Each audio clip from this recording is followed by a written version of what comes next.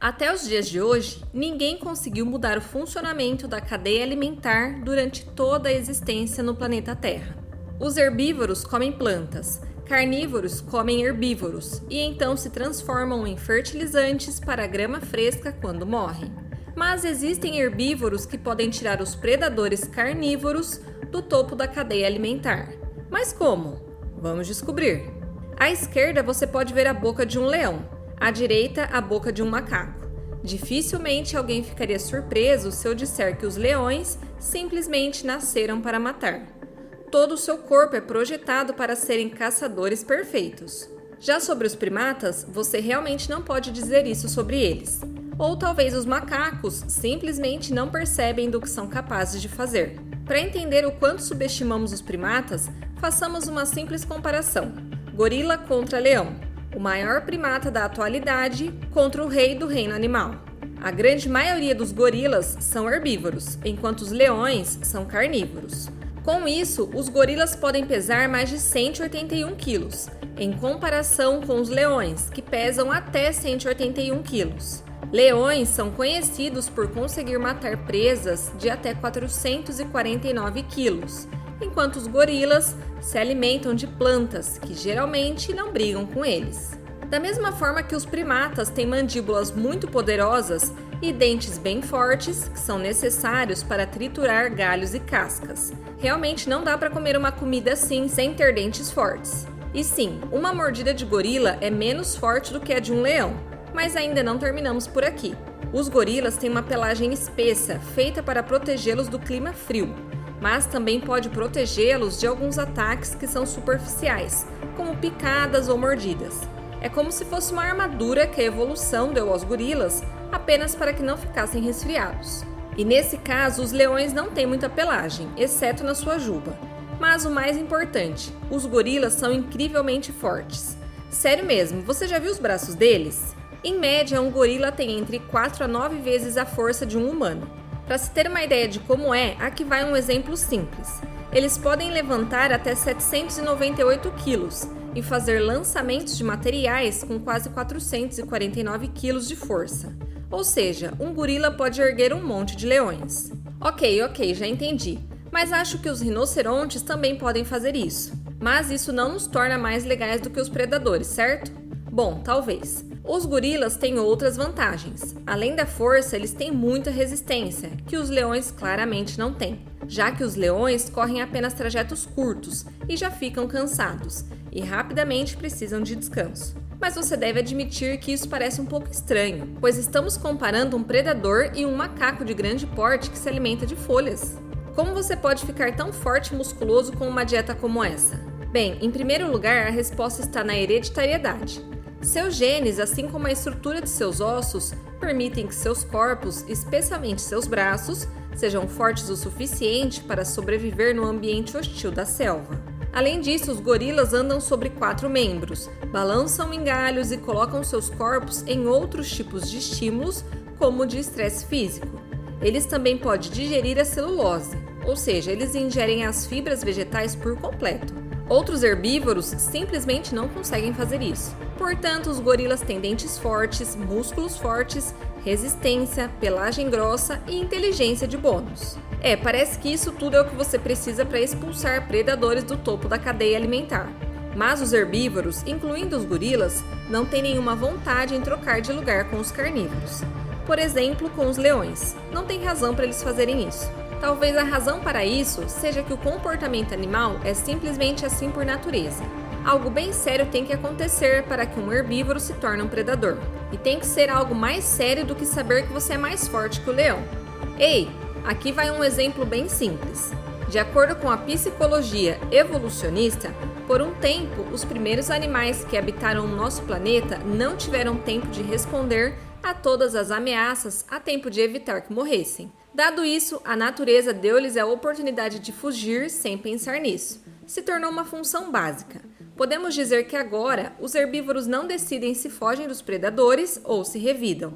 Eles agem quase por instinto, e se sua vida está em jogo, você geralmente não pensa 2 vezes antes de fugir, mesmo que se tenha que fazer isso sozinho. Esse instinto deveria ser o suficiente para salvar os herbívoros da morte, ou pelo menos na maioria dos casos.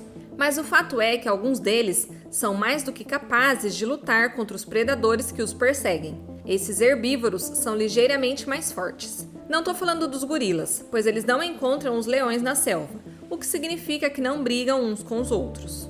Mas quando se trata dos búfalos africanos, eles são conhecidos por serem os inimigos naturais dos leões. Isso acontece por uma razão. Acredita-se que eles tiraram mais vida de leões do que qualquer outro animal. E em uma batalha cara a cara, os leões simplesmente não têm chance. Os búfalos pesam cerca de 3 a 4 vezes mais do que os leões e têm costelas extremamente grossas e densas que funcionam quase como uma armadura, que protegem o tórax e os órgãos de ataques com dentes e garras afiadas. Além disso, os búfalos são animais agressivos que não desistem sem lutar.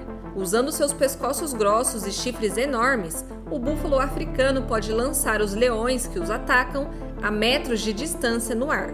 Esses animais também sempre ajudam uns aos outros, e assim que um predador ataca um búfalo, o restante imediatamente vem protegê-lo. Não é de se admirar que os leões às vezes tenham de subir em árvores para ficarem seguros, mas isso nem sempre ajuda.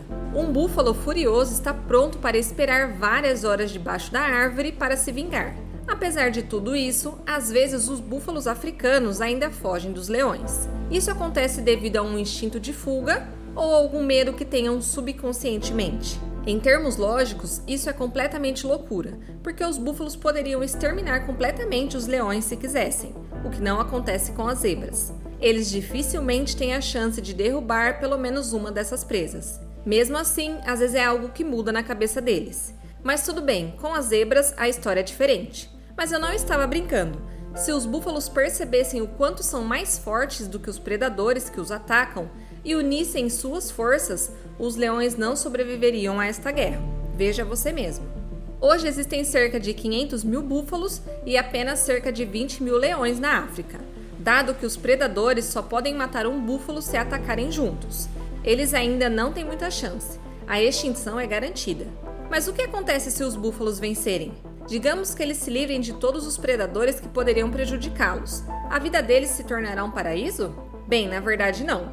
Basicamente, os búfalos para as plantas são como os leões. Ou seja, enquanto os herbívoros lutavam contra os predadores, as plantas lutavam contra os herbívoros. O búfalo pode até ter o mesmo destino que os leões, eles apenas têm que esperar para ver. As plantas passaram por um longo caminho para se tornarem tão diversas quanto são hoje. E sendo sincera, no início todas pareciam grama. Veja, isso aqui é um carvalho e este é um pinheiro. E essa é uma baobá. Mas com o tempo, as plantas, como tudo nesse planeta, passaram por mudanças. E existem várias teorias sobre o porquê isso aconteceu. Muitos estudos confirmam que as plantas lutaram umas com as outras para reter mais luz e crescerem para cima, para extrair mais substância da terra e criaram raízes. No entanto, existe outra teoria que também faz sentido. As plantas ficaram mais altas e mais fortes para evitarem serem comidas. Deixe-me dar um exemplo. Se você for uma árvore jovem e fina, há uma grande chance de que algum cervo passe por você e coma todas as folhas e até mesmo quebre o seu tronco. Isso não é nada agradável, mas o mesmo cervo dificilmente poderia lidar com um enorme carvalho. Essa planta simplesmente não toca no chão. Eu não ficaria surpresa em descobrir que as árvores que cresciam durante a época dos dinossauros faziam isso. As sequoias gigantes, que podem crescer até 100 metros de altura, talvez tenham crescido tanto para ficarem protegidas dos dinossauros. E muito provavelmente elas alcançaram seu objetivo. O Argentinosaurus é considerado um dos maiores dinossauros cujos foram descobertos. E de acordo com algumas estimativas, seu comprimento pode chegar a 39 metros. Mas, mesmo que este gigante se apoiasse na sua cauda e se levantasse, ele ainda não alcançaria o topo de uma árvore enorme. 1 ponto para as plantas e 0 para os animais. E por falar nisso, os dinossauros foram extintos enquanto as sequoias ainda existem. Mas as plantas não devem vencer esta batalha, não porque eu não gosto delas, por nenhum motivo aparente. É só que da última vez que haviam plantas demais, isso teve consequências para todo o planeta. Literalmente, cerca de 470 milhões de anos atrás, as primeiras plantas apareceram na Terra, e eram principalmente gramíneas e outras do gênero. E 35 milhões de anos depois, mantos de gelo cobriram brevemente a maior parte do planeta, seguindo de uma extinção em massa. Coincidência, não? Mas então os níveis de dióxido de carbono provavelmente caíram drasticamente. Os pesquisadores acreditavam que as plantas eram as culpadas e isso faz sentido. Resumindo, o dióxido de carbono aquece o planeta, mas as plantas o absorvem para produzir oxigênio. Você entende o que teria acontecido se muitas plantas aparecessem em um curto espaço de tempo? Com base nos dados disponíveis para os cientistas, não é a última era do gelo causada por vegetação. Os pesquisadores já suspeitam que o surgimento de plantas vasculares durante o período devoniano, cerca de 100 milhões de anos depois, desencadeou outra era do gelo. Ter muitas árvores é claro saudável e benéfico para a Terra, mas em certa medida, pois ninguém quer lutar pelo planeta com criaturas que podem causar o resfriamento global. Se você gostou desse vídeo, não esquece de se inscrever aqui no canal e ativar o sininho de notificações. Deixe também aqui um super like e um comentário se você gostou desse vídeo. A gente se vê na próxima Curiosidade do Mundo. Até lá!